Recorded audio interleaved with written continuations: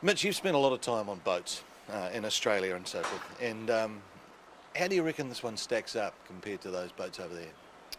This is a pretty impressive machine for a plate boat.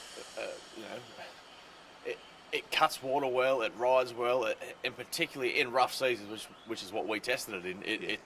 It held its own, you know, which is more than you can say for a lot of plate boats. We had this thing, you know, it's a thing when you come from Australia. You just full throttle. It's just what you do. So we flogged the absolute piss out of it, to be honest.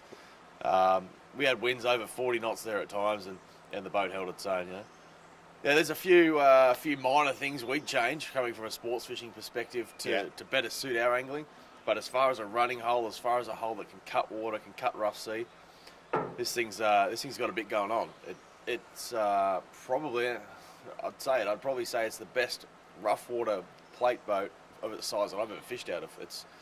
It just does what you need to do in a rough sea, you know. It's nice to have a beautiful boat that goes fast in a calm sea and, you know, everything's good. But when you want to do a lot of fishing in a lot of weather, it had a fair bit going on. So You guys drive like you stole it, basically.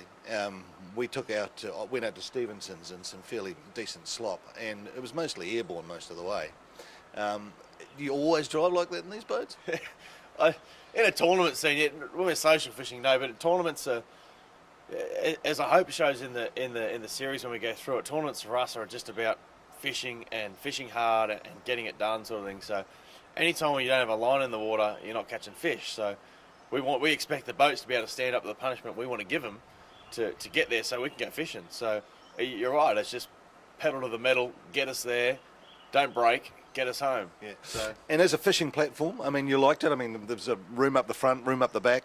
plenty of casting room. As I said, for a flat out sports fishing crew like what we had today, like Team Penn, you know, we'd make a few little minor adjustments. The live well needs a bit of work, and the canopy's probably a bit long, and blah blah blah blah blah. Rod storage on top, but these are all minor issues that can be customised to suit you and your angling style. So, as far as room up the front, room up the back for a 6 metre boat, it's insane. You can stand on the front over the anchor well, cast bloody massive poppers, while another boat stand at the back casting on soft plastic.